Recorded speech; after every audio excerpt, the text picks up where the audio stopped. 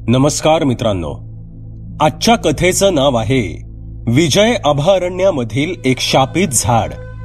कथेचे मूळ नाव आहे झाड. कथेचे लेखक आहेत शशांक सुर्वे. कथेला आता सुरुवात करू.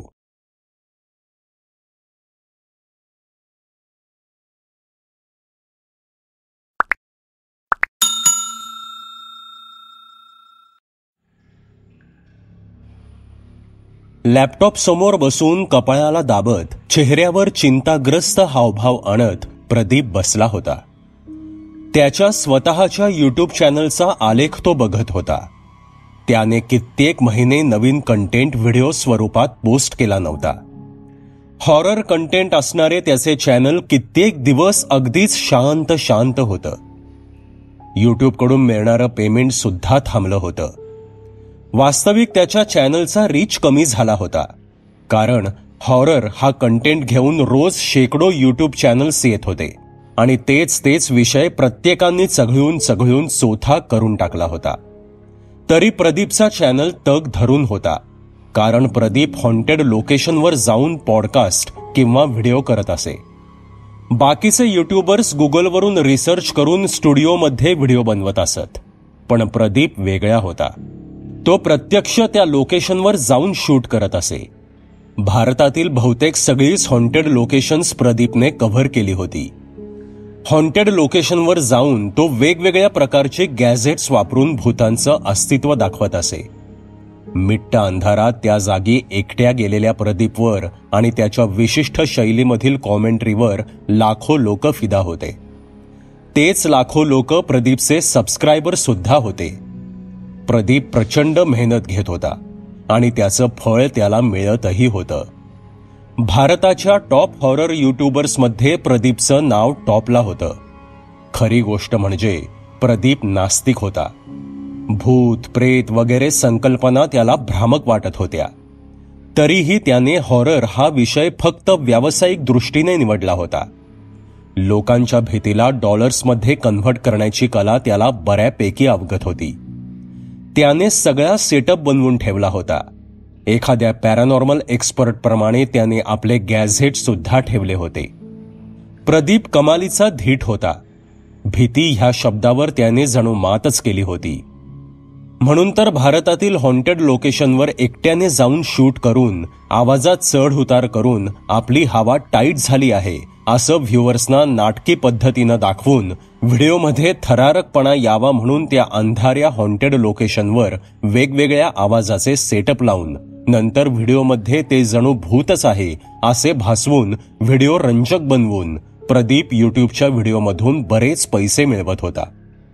त्याचे व्हिडिओ एवढे रिअलिस्टिक असत की त्याने व्हिडिओ पोस्ट केल्या लाखो लाईक त्याच्या व्हिडिओवर पडत असत.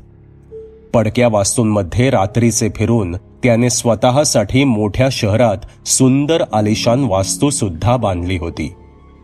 यूट्यूब व्हिडिओमुळे लाईक, कमेंट्स आणि पैसा ह्याची चटक लागलेला प्रदीप सध्या कंटेंट न मिळाल्याने थोडा टेन्शनमध्ये होता. पाणी न मिळालेला मासा जसा झटपटत असतो तशीच गत यूट्यूबर्सची असते आणि प्रदीप तर खूप मोठा सेलिब्रिटी यूट्यूबवर होता. प्रदीप कंटेंटच्या शोधात होता. सर्च बारवर त्याची बोटे सतत फिरत होती. अचानक त्याला एक लिंक दिसली. ती लिंक त्याने ओपन केली. एका परदेशी पॅरानॉर्मल एक्सपर्ट पीटर बे ह्याच्या ब्लॉगची ती लिंक होती. त्याने वेगवेगळ्या देशातील हॉन्टेड लोकेशनला भेटी दिल्या होत्या. वेगवेगळ्या देशाचे फोल्डर त्या ब्लॉगवर होते. त्यात प्रदीपने इंडिया लोकेशनवर क्लिक केलं आणि त्या परदेशी पॅरानॉर्मल एक्सपर्टने पहिल्या नंबरला जे लोकेशन दिलं होतं ते बघून प्रदीप अक्षरशः चकित झाला. कारण तो स्वतः भारतीय असून त्याला ह्या हॉन्टेड लोकेशनबद्दल काहीच माहिती नव्हती. जसजसे तो पीटर बेचा ब्लॉग वाचत होता तसतसे त्याचे डोळे विस्फारत होते, कारण त्यात कमालीचे खुलासे केले होते. आता मात्र तो ब्लॉग वाचून प्रदीपने डोक्याला हातच लावला.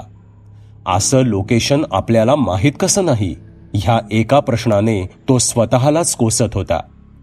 प्रदीप तो ब्लॉग काळजीपूर्वक वाचत होता. पीटर बेने त्या जागेबद्दल काहीसं असं लिहिलं होतं: विजय अभयारण्य. भारतातील अघोरी आणि काळ्या शक्तींचं केंद्र मानलं जातं. 100 किलोमीटर विस्तीर्ण अशा त्या भयानक जंगलात एक असं पुरातन झाड आहे जे खूपच चमत्कारिक आणि इच्छापूर्ती झाड आहे. तसेच हे झाड त्या भागाला लागलेला श्राप म्हणून सुद्धा ओळखलं जातं. पूर्वी साम्राज्याचा भाग असलेलं हे अघोरी झाड आता ह्या घडीला सुद्धा एका भयानक जंगलात अजूनही उभं आहे. एका तांत्रिकानं एका सत्ता पिसासू राजाला, ज्याचं नाव राजयश होतं, त्याला दिलेली भेट म्हणजे हे झाड. बदल्यात राजाने अघोरीला खूप धन दिलं होतं. ह्या झाडाला एक नरबळी दिला तर हे झाड तुमची इच्छा पूर्ण करतं, असा काहीसा इतिहास ह्या झाडाबद्दल सांगण्यात येतो. आपल्या इच्छा पूर्ण करण्यासाठी इथल्या राजाने ह्या झाडाजवळ इथल्या आपल्याच राज्यातल्या सामान्य लोकांचा बळी द्यायला सुरुवात केली, असंही सांगण्यात येतं. शेवटी लोकांच्या तक्रारी आणि दैन्य बघता शेजारच्या एका मोठ्या राजाने ह्या भागावर हल्ला केला आणि अनेक लोकांचा बळी घेतलेल्या राक्षसी राजयश राजाला ठार करून हा भाग स्वतःच्या ताब्यात घेतला. विजय राजा सोमदेव भट्ट जेव्हा या झाडाजवळ आले तेव्हा त्यांना शहारा आला होता. झाडाभोवतीची जमीन रक्तानं लाल भडक झाली होती. आजूबाजूला अनेक नरमुंड पडलेली दिसली. आपल्या न्यायासाठी प्रसिद्ध असलेल्या सोमदेव राजाला ह्या झाडाच्या इतिहासाबद्दल कळलं तेव्हा त्यांनी हे झाड तोडायला सांगितलं. पण हे अघोरी झाड अजिबात तुटत नव्हतं किंवा नष्ट होत नव्हतं. शेकडो कुऱ्हाडीचे घाव या झाडाचे पान सुद्धा हलवू शकले नाहीत. मग सोमदेवने ह्या झाडाला आग लावण्याचा प्रयत्न केला, पण तो सुद्धा अयशस्वी झाला. अनेक प्रयत्न झाले पण ह्या झाडाचं पानही हललं नाही. शेवटी हार मानून परत ह्या झाडाचा कुणी वापर करू नये म्हणून सोमदेव राजाने ह्या झाडाच्या भोवती पूर्ण गोलाकार खंदक खणलं. खूप खोल खोदलेल्या खंदकाला खालून उमाळे फुटल्यानं त्या खोल खंदकात पाणी जमा झालं. त्या अघोरी झाडाजवळ कुणी जाऊ नये म्हणून ह्या पाण्यात असंख्य मगरी सोडल्या गेल्या. एक प्रकारे ते झाड आणि आजूबाजूच्या छोट्या 100 मीटरमध्ये पसरलेल्या गोलाकार परिसराला बेटाचं स्वरूप आलं आहे. त्यानंतर काही दिवसातच सोमदेव राजाचं आकस्मिक निधन झालं. ह्या सगळ्या घटनाक्रमाला स्थानिक लोक त्या झाडाचा श्राप समजू लागले. हे झाड पुढे आपल्याही जीवावर उठू शकतं म्हणून लोकांनी तिथून स्थलांतर सुरू केलं. आता ह्या संपूर्ण भागात पूर्ण घनदाट जंगल आहे. मानवी वस्तीचे इथे कुठलेही अवशेष सापडत नाहीत. ह्या रहस्यमयी भागात जाऊन मी ते झाड लांबून बघून आलो आहे. अगदी दुरून त्या खंदकाच्या मागून मी हे झाड बघितलं आहे आणि काही फोटो सुद्धा क्लिक केले आहेत. हे झाड आता अजस्त्र झालं आहे आणि ह्या झाडाला प्रत्येक फांदीला एक एक बाहुली लटकलेली आहे. मी माझ्या दुर्बिणीने हे सगळं काही बघितलं आहे. प्रत्येक फांदीला एक एक बाहुली लटकली आहे. अंदाजे 1 फुटाच्या आसपास असलेल्या ह्या लाकडी बाहुल्या अगदीच जिवंत वाटतात. अशा हजारो बाहुल्या तिथे फांद्यांना लटकलेल्या आहेत. ह्या बाहुल्या म्हणजे ज्या ज्या लोकांचे इथे बळी दिले गेले त्या लोकांचे रूपांतर ह्या लाकडी बाहुलीत झालं. त्या लोकांचे आत्मे अजूनही त्या लाकडी बाहुलीत कैद आहेत असं म्हणतात. शेकडो वर्षे झाली इथल्या बाहुलीत रूपांतर झालेले लोकांचे आत्मे अजूनही मुक्तीच्या प्रतीक्षेत आहेत. असो, लोककथा आहेत ह्या, पण माझ्या मनात प्रश्न ह्यामुळे आले की त्या झाडाला हुबेहूब माणसासारख्या दिसणाऱ्या त्या बाहुल्या लटकवल्या तरी कुणी? आणि तिथल्या त्या खंदकात सोडलेल्या 700 ते 800 वर्षांआधीच्या मगरी अजूनही तिथे त्या खंदकात जिवंत कशा आहेत? स्थानिक कथांच्या नुसार तिथले जंगलातले काही क्षेत्रपाल त्या मगरीच्या रूपाने लोकांना त्या झाडापासून दूर ठेवतात. त्या झाडाचे नुसते दर्शन सुद्धा तुमच्या जीवनात अस्थिरता निर्माण करू शकते अशी मान्यता आहे. माझ्याबरोबर घडलेला प्रसंग असा की मी ह्या झाडाचे शेकडो फोटो क्लिक केले होते, पण मी जेव्हा तिथून आलो आणि फोटोचा फोल्डर उघडला तेव्हा सगळे फोटो करप्ट झाले होते, म्हणजेच बाद झाले होते. पूर्ण मेमरी कार्डच खराब झालं होतं. आणि दुसरी गोष्ट म्हणजे ह्या झाडाचा जवळून फोटो घेण्यासाठी मी ड्रोन सुद्धा सोडला होता. पण या झाडाच्या जवळ अशी कोणती ताकद आहे माहीत नाही. माझा 85% चार्ज असलेला ड्रोन ह्या झाडाजवळ जाताच बॅटरी ड्रेन होऊन बॅटरी संपून तिथेच पडला. आपोआप ड्रोनची सगळी ऊर्जा खेचली गेली. तरी सुद्धा मी स्वच्छ वातावरण बघून दुसऱ्या ड्रोनमधून खूप वरून ह्या झाडाचे फोटो घेतले, जे मी खाली जोडले आहेत. मी बघितलेल्या सगळ्यात हॉरर ठिकाणांपेक्षा हे ठिकाण मला रहस्यमयी आणि भयानक वाटतं. तिथून आल्यापासून 1-2 वर्षे मलाही खराब अनुभव आले. मी त्या झाडाला बघून मेंटली डिस्टर्ब झालो होतो. ही अतिशयोक्ती मुळीच नाहीये. कुणीही इथे जाण्याचे धाडस करू नये ही हात जोडून विनंती. पीटर बे. प्रदीप हा लेख वाचून खूप जोरात हसला. पीटर बे सारखा मोठा एक जगप्रसिद्ध लेखक आणि ब्लॉगर असं लिहूच कसं शकतो? प्रदीपच्या डोक्यात विचार चमकून गेला. प्रदीपने कॉफीचा एक घोट घेतला आणि विजय अभयारण्यामधील ते शापित झाड कव्हर करण्याचं ठरवलं. सगळं चित्र त्याच्या डोळ्यांसमोर फिरत होतं. कुणीही न शिवलेला विषय. ह्या झाडावर एखादी डॉक्युमेंटरी बनवली तर प्रदीप रातोरात फेमस होणार होता. सगळं चित्र त्याच्या डोळ्यांसमोर फिरत होतं. पीटर बेच्या त्या ब्लॉगवर प्रदीपचा विश्वास नव्हता. पीटरने फेमस होण्यासाठी त्या झाडाबद्दल जास्तीचा मसाला टाकून तो लेख लिहिला आहे हे प्रदीप जाणून होता, कारण तो स्वतः त्या लाईन मधला होता. त्यामुळे यूट्यूब चॅनलवर कमिंग सून अशी एक पोस्ट सोडून बघणाऱ्यांची उत्सुकता वाढवून प्रदीप दुसऱ्या दिवशीपासून कामाला लागला. सुरुवातीला त्याने विस्तीर्ण अशा विजय अभयारण्यामधील त्या झाडाचं सॅटेलाइट लोकेशन काढलं. तिथे जाताना काहीसे जास्तीचे पैसे त्याने विचारपूर्वक घेतले आणि तो आपल्या बाईकवरून निघाला. विजय अभयारण्य जरी दुसऱ्या राज्यात असलं तरी प्रदीपच्या घरापासून ते 250 किलोमीटरवर होतं. त्यामुळे तो पहाटे लवकरच निघाला. आपली सगळी रेकॉर्डिंगची उपकरणे पॅक करून तो निघाला. त्या दिवशी त्याने विजय अभयारण्याजवळच्या एका लॉजमध्ये वास्तव्य केलं आणि दुसऱ्या दिवशी सकाळी प्रदीप विजय अभयारण्याच्या जवळ असलेल्या एका खेडेगावात गेला. तिथे जाऊन त्याने आधी तिथला एक देशी दारूचा अड्डा गाठला. तिथे दारूच्या नशेत झिंगत असलेल्या एका मळकट इस्माच्या समोरच्या टेबलावर जाऊन तो बसला. मळकट विस्कटलेल्या लोकांच्या अड्ड्यावर समोर हा उंची जॅकेट आणि हिरो टाईप पर्सनॅलिटी असलेल्या तरुणाला बघून दारूचे घोट पचवणारा तो व्यक्ती बोलला, "काय काम आहे साहेब?" प्रदीप हसला. त्या दारुड्याच्या 6 सेन्सवर प्रदीप जाम खुश झाला आणि आपल्याकडील एका बंडलमधून एक 500ची नोट त्याने त्याच्या समोर काढली आणि त्या माणसाला दिली आणि बाहेर येण्याचा इशारा केला. तसा तो दारुडा उत्सुकतेने गटागट दारू संपवून बाहेर आला. प्रदीपने डायरेक्ट मुद्द्याला हात घातला. "हे बघ, विजय अभयारण्यामधील जे शापित झाड आहे ना, तिथे मी शूटिंग करणार आहे. मला एका सॅटेलाइट फोटोमध्ये त्या खंदकात काही मगरी दिसल्या. तो अडथळा मला पार करायचाय." अभयारण्यामधील त्या झाडाबद्दल ऐकून त्या दारुड्या खंडूने खिशातून 500ची नोट काढली आणि काही न बोलता प्रदीपच्या हातात ठेवली आणि तिथून जाऊ लागला. प्रदीप त्याला थांबवत म्हणाला, "तुम्हाला फक्त बांबूचा एक पूल बनवायचाय, जो त्या खंदकावर टाकून मी त्या झाडाजवळ जाऊ शकेन." प्रदीपच्या हातातील ते 500चं बंडल कधी डाव्या बाजूला तर कधी उजव्या बाजूला डोलत होतं. त्याचप्रमाणे खंडूची बुबुळे सुद्धा त्या बंडलाबरोबर फिरत होती. त्या बंडलाला धरून तो दारुडा म्हणाला, "फक्त बांबूचा पूल आम्ही त्या खंदकावर टाकून देऊ. आमचं काम फक्त एवढंच, ठीक आहे?" प्रदीपने आपला अंगठा दाखवून त्याला होकार दिला. तसं खंडूला तिथे जायची अजिबात इच्छा नव्हती, पण नोटांचं ते बंडल त्याची कित्येक महिन्याची दारूची उधारी भागवू शकत होतं आणि त्यांना फक्त एक व्यक्ती दुसऱ्या बाजूला पोहोचेल असा छोटा लाकडी पूल त्या खंदकावर बनवून द्यायचा होता. त्यामुळे खंडूनं ते काम स्वीकारलं.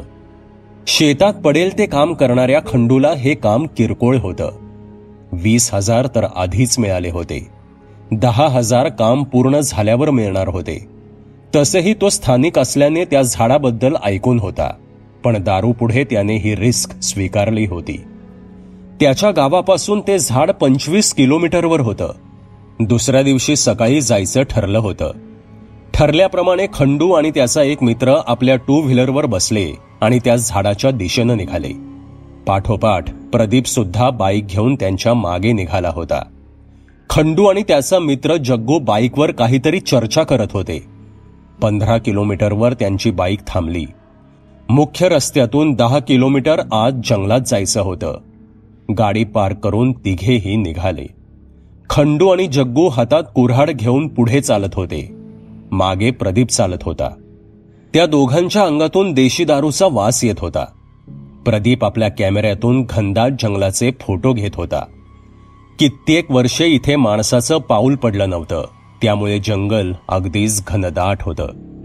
उंच उंच सागवानी झाडं आणि त्यावर पक्ष्यांचे ते विचित्र स्वर कसली तरी चाहूल देत होते. पण त्या तिघातील दोघे दारूच्या नशेत होते आणि एक जण फेमस व्हायच्या नशेत चालत होता. त्यामुळे ते कर्कश भयानक आवाज त्या तिघांची पावले परत वळवू शकत नव्हते. हातातील कुऱ्हाड चालवत वाटेत येणारी छोटी झुडपं छाटत तिघे निघाले होते. मॅपनुसार प्रदीप दोघांना मार्गदर्शन करत होता. त्यानुसार त्यांची पावले झपाझप पडत होती. लवकर काम संपवून इथून निघून जायच्या तयारीत जग्गू आणि खंडू चालत होते. परतीची वाट सापडण्यासाठी खंडू वाटेत येणाऱ्या झाडावर कुऱ्हाडीने मार्क करत चालला होता. अखेर एका ठिकाणी येऊन प्रदीपच्या चेहऱ्यावर स्मितहास्य फुललं आणि खंडू आणि जग्गूच्या नजरा खाली गेल्या. बाईकवरून येताना ते झाड शापित आहे, त्या झाडाकडे बघायचं नाही असा ठराव दोघात झाला होता. तिकडे प्रदीप कमालीचा आनंदित होता. एक खोल खंदक, त्यात हिरवेगार पाणी, त्या पाण्यात असंख्य अशा मगरी आणि त्या खंदकाच्या पलीकडे होते ते झाड. उंचच उंच वाढलेलं, वडाच्या झाडाप्रमाणे ते झाड दिसत होतं. त्या झाडाचे खोड रक्ताप्रमाणे लाल भडक दिसत होते. पाने पिवळी धमक दिसत होती आणि त्या पानांच्या आड पुढे मागे लटकलेल्या त्या लाकडी बाहुल्या दिसत होत्या. न राहून प्रदीपने आपली दुर्बीण बाहेर काढली आणि तो बघू लागला. खरोखर अद्भुत आणि अविश्वसनीय झाड होतं ते. तिकडे खंडू आणि जग्गूने खंदकाचा अंदाज घेऊन एक प्लॅन बनवला. त्या जंगलात सागवानाची झाडे खूप होती. 15 फुटांच्या आसपास ते खंदक होतं. त्यानुसार त्यांनी जाडीने बांबू एवढी पण मजबूत अशी सागवानी झाडे झटपट तोडायला सुरुवात केली. जाडी कमी असल्याने पटापट झाडे तोडली जात होती. एका भारदस्त झाडाला टेकवून ती लाकडे एकावर एक रचून त्यांनी सोबत आणलेल्या काथ्याने ती लाकडे बांधून एक छोटा, म्हणजे फक्त एकाच माणसाला चालता येईल असा पूल बांधायला खंडू आणि जग्गूने सुरुवात केली. प्रदीप त्यांचं काम बघून अक्षरशः चक्रावून गेला. अड्ड्यावर बसणारे हे लोक हा छोटा पूल बांधायला 2 दिवस लावतील हा हिशोब प्रदीपने लावला होता. पण 2 तास लाकूड छटाई आणि 3 तासांची लाकूड बांधणी, लाकूड एकमेकांवर बांधलेला हा पूल तयार होता. त्या खंदकाच्या बाजूलाच एक मोठं अवाढव्य झाड होतं. त्याचा आधार घेऊन लाकूड रचून एखाद्या शिडीप्रमाणे उभा पूल दोघांनी बांधला. खंडूच्या इशाऱ्याने जग्गू त्या झाडावर माकडासारखा चढला आणि त्या लाकडी शिडीच्या टोकाला पकडलं. खंडूने खालून जोर लावला.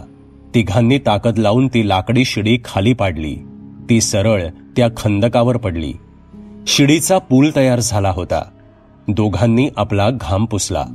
प्रदीप बाजूला बसून सगळं बघत होता. 5 तासात पूल तयार. त्याला डोळ्यांवर विश्वास बसत नव्हता. जग्गू आणि खंडू प्रदीप समोर आले. तसे प्रदीपने ठरल्याप्रमाणे त्यांच्या हातावर 10,000 ठेवले. तसे ते दोघे काहीही न बोलता त्या जंगलातून खाली मान घालून गायब झाले. म्हणजे आता प्रदीप पण खुश होता, कारण त्याचं काम एका दिवसात संपणार होतं. आता तो पूर्णपणे तयार होता. आपलं आवश्यक सामान घेऊन त्याने त्या लाकडी पुलावर पाऊल ठेवलं. 2-2.5 फूट रुंदीचा तो लाकडावर लाकूड रचून बांधलेला पूल ओबडधोबड होता, पण काम चलाऊ होता. प्रदीप तर आता कोणतीही रिस्क घ्यायला तयार होताच. एक एक पाय टाकत तो पुढे जात होता. अचानक पुलाच्या बरोबर खाली मगरींचा एक मोठा समूह आला. तोंडाचा जबडा आव असून त्या मगरी प्रदीपकडे बघत होत्या. काही खंदकाच्या दगडावर चढण्याचा प्रयत्न करत होत्या. एक वेगळा थरारकपणा त्या वातावरणात वाढू लागला होता. खालून त्या मगरींच्या हालचालीने पाण्याचा आवाज वाढला होता. प्रदीप घाबरला होता. आता त्यालाही भीती वाटत होती, कारण त्या मगरींचा आकार खूप मोठा होता. त्याच्या तोंडून एक विशिष्ट आर्त आवाज येत होता, जो त्रासदायक होता. मन एकाग्र करून प्रदीप त्या छोट्या लाकडी पुलावर चालत होता. अखेर त्याने तो लाकडी पूल पार केलाच. तो आता त्या झाडाच्या अगदी समोर उभा होता. आजूबाजूला निकामी होऊन पडलेले इतर युट्यूबर्सचे ड्रोन दिसत होते. भुसभुशीत अशा जमिनीत त्या गोलाकार जागेच्या बरोबर मधोमध ते झाड अकराळ विक्राळ पद्धतीनं पसरलं होतं. त्याचा तो लाल भडक लाकडाचा रंग अनोळखी आणि विचित्र होता. अगदी 100 फुटांवर ते झाड उभं होतं. लालसर लाकूड अगदी चमकदार वाटत होतं. पिवळी धमक पानं उन्हात चमकत होती. त्या झाडाला लटकलेल्या त्या 2 फुटी बाहुल्या आता स्पष्ट दिसत होत्या. प्रदीपनं एक गोष्ट नोटीस केली की त्या गोलाकार जागेत आल्यापासून त्याला मघापासून येणारे जंगलातील भयानक आवाज आता बंद झाले होते. एक भयान शांतता त्या वर्तुळात आल्यावर त्याला जाणवत होती. प्रदीपने आधी कॅमेरा सुरू केला. ज्या अफवा पीटर बे कडून ऐकल्या होत्या त्याप्रमाणे त्याने आपल्या सगळ्या उपकरणांच्या बॅटरी चेक केल्या. बॅटरी फुल चार्ज होत्या. थोडंसं हसून प्रदीपने कॅमेरा सुरू केला आणि शूट सुरू केलं. त्याचा ओर भरून आला होता, कारण हे लाल भडक झाड ह्या घडीला जगासमोर आणणारा तो पहिलाच व्यक्ती ठरणार होता. हळूहळू 1 आणि 1 पॉइंटचे शूट तो करत होता. तशी ती वर्तुळाकार जागा खूप छोटी होती. फक्त ते झाड मुख्य आकर्षण होतं. हळूहळू पुढे जात असताना त्याची नजर झाडावर जात होती. लाल खोडाचे आणि फांद्यांचे झाड जवळून एकदम भयानक एखाद्या डोंगरासारखे भासत होते. फोटो व्हिडिओचे सत्र प्रदीपकडून सुरूच होते. त्याने ऐकलेल्या कथेनुसार इथे त्या झाडाला मानवी बळी दिले जात होते. त्यानुसार काही मानवी अवशेष किंवा तत्कालीन काही पुरावे सापडतात का हे तो बघत होता. त्याचे लक्ष झाडाला लटकलेल्या बाहुल्यांकडे गेलं. झाडाला लटकलेल्या त्या बाहुल्या अगदी जिवंत वाटत होत्या. कॅमेरा लेन्स झूम करून बघितल्यावर त्या लाकडी बाहुल्यांचे हावभाव स्पष्ट दिसत होते. सगळ्या बाहुल्या अगदीच उदास आणि दुःखी दिसत होत्या.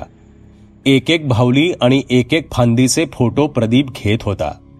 एखादं फळ लागावं तशा त्या बाहुल्या त्या झाडाचाच भाग वाटत होत्या. प्रदीप फोटो काढण्यात मग्न होता. जवळपास सगळं झाड त्यानं व्हिडिओमध्ये कव्हर केलं होतं, कारण तिथे ते तेवढंच रहस्यमयी झाड होतं. अचानक त्याला काहीतरी हालचाल जाणवली. सर्र सर्र सर्र आवाज कानावर पडू लागला. तो आवाज कानी पडताच प्रदीप थोडं मागे सरकला. त्यानं आजूबाजूला बघितलं. त्याचं लक्ष पुन्हा त्या बाहुल्यांवरच गेलं. एक तीव्र कंपन त्या सगळ्या बाहुल्यात होत होतं. ते कंपन एवढं तीव्र होतं की त्या बाहुल्या अंधुक दिसत होत्या. प्रदीप जराही घाबरला नाही. त्याची व्हिडिओग्राफी सुरूच होती. अचानक ते बाहुल्यांचं कंपन थांबलं आणि अचानक कसला तरी दुसरा आवाज झाला. प्रदीप इकडे तिकडे बघू लागला. झाडाखाली असलेल्या पाल्यापाचोळ्यात काहीतरी पडल्याचा आवाज होता तो. आता प्रदीप थोडा घाबरला आणि ज्या दिशेनं आवाज आला त्या दिशेनं जाऊ लागला. त्यानं थोडं पुढे जाऊन बघितलं. तसे त्याला दिसले की झाडावरून एक बाहुली खाली पडली होती. प्रदीपचं लक्ष वरती गेलं. आता एक फांदी रिकामी होती. तिथून खरोखर ही बाहुली खाली पडली होती. प्रदीपने पुन्हा खाली बघितलं. आता मात्र त्याचे डोळे विस्फारले, कारण काही सेकंदाच्या अंतराने ती बाहुली गायब झाली होती. प्रदीप इकडे तिकडे बघू लागला, पण ती बाहुली कुठेच दिसत नव्हती. आता मात्र प्रदीपचा थरकाप उडाला. त्याने आपले सामान गडबडीत बॅगमध्ये कोंबलं आणि घाबरतच तो तिथून चालू लागला. हॉन्टेड लोकेशनवर प्रदीप आज पहिल्यांदाच घाबरला होता. त्याचा आपल्या डोळ्यांवर विश्वासच बसत नव्हता. काही तासात त्याचे भूतांबद्दलचे मत बदललं होतं. आता ह्या सगळ्या प्रकारावर तो स्वतःशीच चर्चा करणार होता. पण आधी इथून तरी परत जायला हवं, ह्या विचाराने त्याची पावले झपझप पडत होती. त्याने परतीचा प्रवास सुरू केला होता. छातीत एक धडधड होतीच. एक छोटी बाहुली खाली पडून क्षणात गायब झाली होती. फक्त ह्याच एका घटनेने तो घाबरला होता की ह्या जागेचा प्रभावच तसा होता. असेलही, कारण शेकडो हॉन्टेड जागांवर प्रदीप वस्ती करून आला होता, पण इथे मात्र त्याच्या मनाची थोडी चलबिचल झाली. तो त्या लाकडी पुलावरून हळूहळू पाय ठेवत पलीकडे जाऊ लागला. घाई असली तरी एक सावधता बाळगत तो पावले टाकत होता. आणि आश्चर्य म्हणजे त्याला परत जाताना एकही मगर तिथे दिसली नाही. कदाचित त्याने इथून परत जावं असंच त्या रक्षक मगरींना वाटत असावं. शरीराचा बॅलन्स करत तो एक उडी टाकून जंगलात पोचला. तो इतका घाबरला होता की त्याने मागे वळून त्या झाडाकडे बघितलंही नाही. मोबाईलमध्ये लोकेशन सेट करून जिथे बाईक पार्क केली होती त्याचा पाठलाग करत प्रदीप चालू लागला. जे काही बघितलं ते खरं नसावं. कदाचित ते खरं भासवण्याचा प्रयत्न केला गेला असावा. त्या बाहुल्या कुणीतरी आत्ता लटकवल्या असतील, फक्त चर्चेत राहण्यासाठी. असो, आपल्याला नवीन कंटेंट मिळाला ना, बास झालं, प्रदीपने विचार केला. जे काही त्या झाडाजवळ घडलं ते समजून घेण्यासाठी प्रदीपकडे हजारो लॉजिक्स होते. तेच एक एक लॉजिक लावत लावत तो 250 किलोमीटर पार करून रात्री घरी पोचला सुद्धा. तो खूप थकला होता, पण त्याला यश मात्र आलं होतं. त्या रात्री तो जे गाढ झोपला तो दुसऱ्या दिवशी सरळ दुपारी सुटला. ब्रश करता करता त्याला आठवलं की पीटर बेने काढलेले फोटो जसे करप्ट झाले होते, नष्ट झाले होते, तसे आपण काढलेले फोटो व्हिडिओ तर नष्ट झाले नसतील ना. असा विचार करत तो धावत धावत आपल्या बॅगजवळ पोचला. त्याने आधी कॅमेरा उघडला आणि फुटेज चेक केलं. तसे त्याच्या चेहऱ्यावर एक स्मित हास्य आणि एक समाधान पसरलं, कारण त्याने क्लिक केलेले फोटो व्हिडिओ अगदी जसेच्या तसे होते. आपल्या नास्तिकतेवर आणि लॉजिकल माइंडवर परत मनोमन गर्व करत प्रदीप आपल्या कामाला लागला. आंघोळ वगैरे करून तो पुन्हा आपल्या बॅगजवळ आला. कॅमेरामधील ते सर्व फोटो आणि व्हिडिओ लॅपटॉपमध्ये सेव्ह करायचे आणि त्यात वेगवेगळे इफेक्ट वापरून आणि डबिंग करून अजून 15 दिवसांनी म्हणजेच त्याच्या वाढदिवशीच युट्यूबवर व्हिडिओ रिलीज करायचा, असं त्यानं ठरवलं. हेच विचार डोक्यात ठेवून तो बॅगेतील एक एक वस्तू बाहेर काढू लागला. एक एक करत सगळ्या वस्तू काढून झाल्या. तरीही चेक करण्यासाठी त्याने बॅगमध्ये हात घातला आणि एक अनोळखी आकार त्याच्या हाताला लागला. प्रदीपच्या हाताला थोडी कंपना आली, पण त्या वस्तूला पकडून त्यानं बाहेर काढलं. त्याला जे अनपेक्षित होतं तेच घडलं. तो प्रचंड घाबरला होता. त्याच्या हातात 30 बाहुली होती जी झाडावरून खाली पडली होती. पण आता त्या लाकडी बाहुलीचा आकार 2 फुटांवरून 10 इंच इतका दिसत होता. प्रदीप ती लाकडी बाहुली बघून निहाळत होता. खाली धोतर नेसलेला सडपातळ गव्हाळ रंगाचा तो इसम वाटत होता. त्याच्या अंगातली हाडं दिसत होती आणि चेहऱ्यावर उदास असे भाव होते. खूपच जिवंत बाहुली वाटत होती ती. अगदी कुणी जिवंत माणूस बाहुली रूपात लहान आकारात समोर उभा आहे असंच काहीसं वाटत होतं. प्रदीपचे लॉजिक परत सुरू झालं. ही बाहुली खाली पडून गायब झालेली त्याने प्रत्यक्ष डोळ्यांनी बघितली होती, तर मग ती बॅगेत कशी आली? शेकडो प्रश्न त्याच्या डोक्यात होते, पण त्यांची उत्तरं मात्र सापडत नव्हती. शेवटी डोकं गरगरू लागल्याने प्रदीपने हा विषय थोडा बाजूला ठेवला. पण एक गोष्ट मात्र चांगली झाली. ह्या लाकडी बाहुलीच्या रूपाने त्या शापित झाडाबद्दल एक भक्कम पुरावा प्रदीपकडे होता. व्हिडिओ पोस्ट करायला 15 दिवस होते, पण खूप काम बाकी होतं. त्याला एक हाय लेव्हल व्हिडिओ तयार करायचा होता. ह्या वर्षीचा बेस्ट युट्यूब हॉरर व्हिडिओ पुरस्कार मिळवायचाच असं काहीसं स्वप्न बाळगून प्रदीप कामाला लागला. लॅपटॉपवर बसून त्याने आधी त्या कॅमेऱ्यामधील फोटो आणि व्हिडिओ लॅपटॉपमध्ये कॉपी केले आणि एडिटिंगचं काम सुरू केलं. काही वेळ त्याने काम केलं. हे जोखमीचं काम धाडस करून पार केल्याबद्दल स्वतःला ट्रीट म्हणून तो एका 5 स्टार हॉटेलमध्ये जेवायला गेला. प्रदीप तसा स्वमग्न माणूस होता. त्याचा एकच जवळचा मित्र होता, तो म्हणजे पैसा. आपल्या आपल्यात रमणाऱ्या प्रदीपला आज एक मोठा खजिना मिळाला होता. जेवण करून तो घरी आला. काही वेळ आपल्या काल्पनिक जगात रमून त्या झाडाच्या व्हिडिओमुळे मिळणारी प्रसिद्धी सेलिब्रेट करून तो झोपी गेला. मध्यरात्र होत होती. प्रदीपला गाढ झोप लागली होती. काही वेळ गेला आणि तो झोपेतून ताडकन उठून बसला आणि त्याने खोलीतील लाईट लावले. वेदनेची एक तीव्र सणक त्याच्या डोक्यात पोचली होती. शरीराला काहीतरी जोरात टोचल्यासारखं त्याला जाणवलं आणि ती कळ पार मस्तकापर्यंत गेली होती. त्याच्या अंगठ्यातून एक रक्ताचा थेंब बाहेर पडला होता. त्याने सगळीकडे नजर फिरवली. हे अचानक मला काय लागलं? त्याच्या मनात विचार चमकून गेला. शोधाशोध करणारी नजर एके ठिकाणी स्थिरावली. बेडचा एक कोपरा थोडा टोकदार झाला होता. कदाचित झोपेत अंगठा त्याला लागल्यानं हे रक्त आलं असेल असं लॉजिक लावून प्रदीप परत झोपी गेला.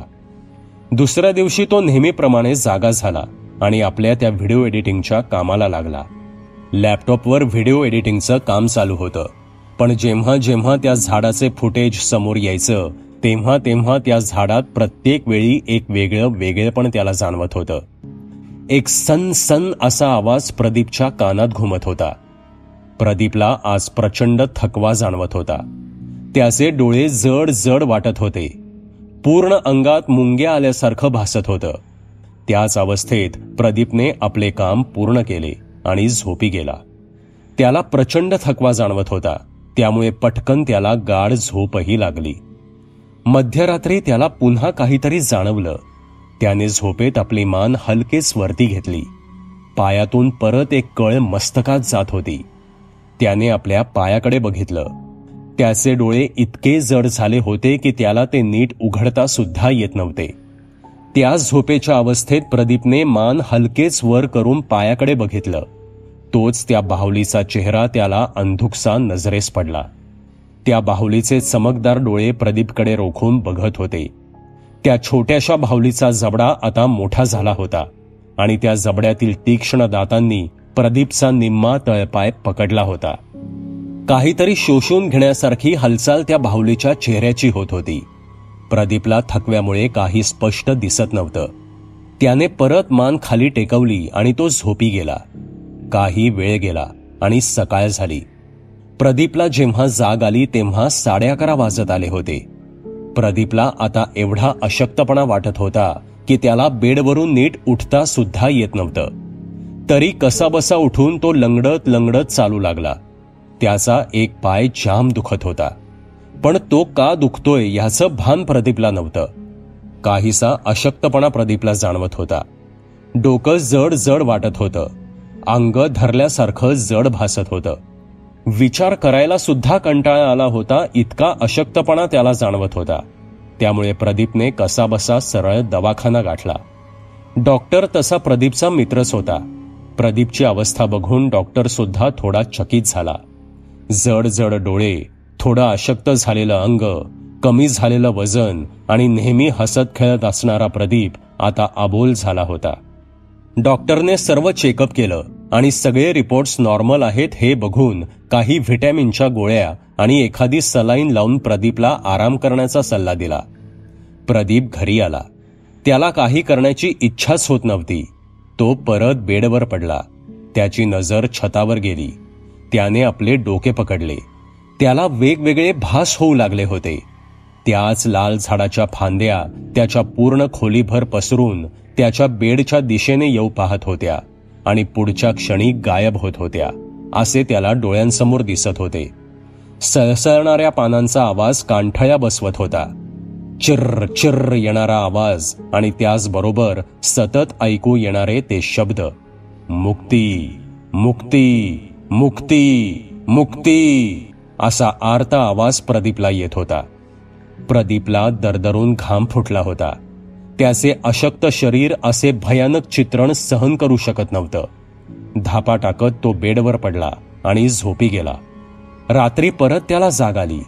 प्रदीपला पायात प्रचंड वेदना जाणवत होत्या. त्यामुळे झोपलेल्या अवस्थेत त्याने पुन्हा थोडी मान वर घेतली आणि जड डोळ्यांनी तो पुन्हा आपल्या पायांकडे बघू लागला. प्रदीपचे डोळे पूर्णपणे उघडत नव्हते. तोच त्याला एक लाकडी भयानक चेहरा दिसला. त्याचे चमकदार डोळे दिसले आणि आता त्या मोठ्या जबड्याने त्याने प्रदीपचा जवळपास गुडघ्यापर्यंतचा भाग आपल्या जबड्यात कोंबून ठेवला होता. त्या लाकडी बाहुलीचे तीक्ष्ण दात प्रदीपच्या मांडीत रुतले होते. हे सगळं बघून प्रदीप जवळपास बेशुद्धच झाला होता. सकाळी जेव्हा त्याने डोळे उघडले तेव्हा मात्र त्याला हलताही येत नव्हतं. किलकिल्या डोळ्यांनी तो बघत होता. ती लाकडी बाहुली जवळपास आता मानवी आकाराची झाली होती आणि प्रदीपच्या अंगावर पडून होती. प्रदीपने डोळे उघडताच लाकूड तडकण्याचा आवाज येतो तसा तडतडतड असा आवाज झाला. त्या लाकडी बाहुलीने आपला जबडा उघडला होता. प्रदीपने सगळी शक्ती एकवटून ओरडण्याचा प्रयत्न केला, पण त्याच्या तोंडून शब्दच फुटत नव्हते. त्या लाकडी बाहुलीने प्रदीपचे दोन्ही हात आपल्या खरवरीत लाकडी हातांनी घट्ट पकडले होते. प्रदीपवर ताबा मिळवून आपला लाकडी अकराळ विकराळ जबडा उघडून तो प्रदीपकडे बघत मुक्ती मुक्ती मुक्ती मुक्ती असं काहीसं बडबडू लागला. लाकडी जबड्यातून बाहेर पडणारा आवाजही तसा विचित्रच होता. प्रदीप त्याचा भयानक चेहरा बघून शहारला होता. त्याच्या दातांना रक्त लागलं होतं. रात्रभर तो प्रदीपचं रक्त शोषून घेत होता. त्याला अशक्त करत होता. पण प्रदीपला तो अशक्त का करत होता? प्रदीप जीवाच्या आकांताने पुन्हा ओरडू पाहत होता, पण ह्या लाकडी हलणाऱ्या अमानवी जीवाने त्याला काबू केलं होतं. तो लाकडी मनुष्य मान हलवून वर बघून रागीट चेहऱ्याने प्रदीपकडे बघत होता. आपला राग व्यक्त करून तो लाकडी मनुष्य शांत झाला आणि बरोबर प्रदीपच्या चेहऱ्यासमोर आला. त्या लाकडी मनुष्याचा चेहरा हळूहळू वितळू लागला. एक जाडसर द्रव बनून तो चिकट जाडसर द्रव हळूहळू प्रदीपच्या तोंडात जबरदस्ती घुसू लागला. प्रदीपचे डोळे विस्फारले होते. जबरदस्ती एक लाकडाचे बनलेले चिकट पाणी त्याच्या तोंडात जात होते. त्याचे तोंड सताड उघडे होते. डोळे जड जड होत होते. काही मिनिटांनी प्रदीप बेडवरून ताडकन उठला आणि उभा राहिला. त्याचे डोळे सताड उघडे होते. त्याला असं जाणवत होतं की त्याचं शरीर तो कंट्रोल करू शकत नाहीये. त्याचे हातपाय आपोआप हलू लागले आहेत. प्रदीपच्या अंतर्मनातून काहीसे आवाज येत होते, पण काही मिनिटात त्याला असं जाणवलं की कुणीतरी आपलं माइंड सुद्धा कंट्रोल करत आहे. मुक्ती मुक्ती मुक्ती असे आवाज तर त्याच्या कानात सतत घुमत होते. प्रदीपला आता भान राहिलं नव्हतं. तो हॉलमध्ये चक्रा मारू लागला. सतत चक्रा मारून झाल्यावर त्याने बाजूला ठेवलेली बाईकची चावी घेतली आणि तावातावानं बाहेर आला. अजूनही तो यांत्रिक पद्धतीने वागत होता. प्रदीपच्या डोळ्यासमोर तेच ते विजय अभयारण्यामधील झाड दिसत होतं. त्याने बाईकला चावी लावली आणि बाईक सुरू झाली. प्रदीप गाडी चालवत होता. वास्तविक त्याच्या शरीरावर त्याचं नियंत्रण नव्हतं. प्रदीपच्या शरीरावर पूर्णपणे त्या शापित झाडावरच्या बाहुलीचं नियंत्रण होतं आणि प्रदीपच्या डोक्यात असलेली गाडी चालवायची कला वापरून ती शक्ती प्रदीपकडून गाडी चालवून घेत होती. सकाळीच 2-3 ठिकाणचे ट्रॅफिक सिग्नल तोडून गाडी विजय अभयारण्याच्या दिशेनं निघाली होती. प्रदीपचे फक्त हात आणि पायच गाडी चालवत होते. गाडी अगदीच भरधाव होती. 6 ते 7 तास प्रवास करून बाईक विजय अभयारण्यामध्ये पोचली. तिथे पोचल्यावर प्रदीपने बाईक सोडली आणि त्या घनदाट अभयारण्यात अक्षरशः धावू लागला. एक वेगळीच ऊर्जा त्याच्या अंगात संचारली होती. ह्यावेळी त्याला त्या झाडाजवळ जाण्यासाठी कोणत्याही उपकरणाची गरज नव्हती, कारण प्रदीप आता एका अशा शक्तीचा भाग होता जी शक्ती शेकडो वर्षे त्या झाडाचाच भाग होती. मुक्ती मुक्ती मुक्ती असा उच्चार करत प्रदीप धावत होता. अनवाणी पायात खोलवर काटे घुसत होते, पण त्याला कोणतीच वेदना होत नव्हती, ना त्याच्या चेहऱ्यावर काही हावभाव होते. लांबून ते झाड नजरेस पडताच प्रदीप वेड्यासारखा धावू लागला. समोर त्याला तोच दारुड्यांनी बांधलेला छोटा पूल दिसला. जेव्हा आधी तो इथे आला होता तेव्हा तो सावध पावले टाकत पुढे गेला होता, पण आता मात्र लगबगीने तो त्या छोट्या लाकडी पुलावरून धावण्याचा आणि त्या झाडाजवळ पोचण्याचा प्रयत्न करू लागला. खालून त्या मगरी जबडा वर काढून प्रसंगी उसळून पुलावरून जाणाऱ्या प्रदीपला पकडू पाहत होत्या. प्रदीपचं लक्ष समोर होतं. तो एकटक त्या लाल झाडाकडे बघत गुरगुरत त्या लाकडी पुलावर पाय ठेवून चालत होता आणि अचानक त्याचा तोल गेला आणि तो खालच्या हिरवट पाण्यात पडला. चवताळलेल्या मगरींनी त्याच्यावर हल्ला करायला सुरुवात केली. प्रदीपच्या अंगात एक अमानवी ताकद होती, त्यामुळे तो त्या मगरींचा सामना करत होता. स्वतःला सोडवून बाजूला असलेल्या दगडांचा आधार घेत वर चढण्याचा तो प्रयत्न करत होता आणि त्यात तो थोडाफार यशस्वी सुद्धा झाला. एका दगडाचा आधार घेत तो वर चढत होता. इतक्यात एका मगरीने त्याचा पाय पकडला. ती मजबूत पकड त्याच्या मांडीला होती. ती मगर प्रदीपला खाली खेचत होती. तिकडे प्रदीपची पकड सुद्धा मजबूत होती. मगर प्रदीपच्या मांडीचे लचके तोडत होती, पण प्रदीपला जराही वेदना होत नव्हत्या, कारण तो एका दुसऱ्या शक्तीच्या अधीन होता. ते शरीर त्या शक्तीचं नव्हतं, तरीही ती शक्ती हा प्रदीपचा देह वाचवू पाहत होती. मगर प्रदीपची मांडी ओढतच होती आणि प्रदीप दगडांचा आधार घेत वर चढण्याचा प्रयत्न करत होता. प्रदीपच्या मांडीतून रक्त वाहत होतं. अर्ध मांस त्या मगरीनं ओढलं होतं. फक्त हाडाचा काही भाग शिल्लक होता. प्रदीप गुरगुरत होता, किंचाळत होता. त्याला लवकरात लवकर वरती त्या झाडाजवळ पोचायचं होतं. अखेर प्रदीपने कपारीतून एक मोठा दगड एका हाताने उचलला आणि आपल्याच पायावर मारला. पायावरचं मांस तर अर्ध मगरीनं खाल्लंच होतं. दगडाच्या आघाताने हाड मोडल्याचा आवाज झाला आणि पायाचं हाड मोडल्याने ती मगर प्रदीपचा गुडघ्यापर्यंतचा पाय घेऊन पाण्यात कोसळली. तसा प्रदीप गुरगुरत दगडांचा आधार घेत वर चढू लागला. प्रदीपचा एक पाय गुडघ्यातून तुटला होता, तरीही वेदनाहीन चेहऱ्याने तो वर सरकत होता. दगडाच्या खचित बोट घातल्याने त्याची नखे सोलवटून निघाली होती, तरीही अंगात एक अमानवी शक्ती असल्यानं तो एखाद्या वानरासारखा खंदक चढून वरती आला. समोर ते झाड दिसत होतं.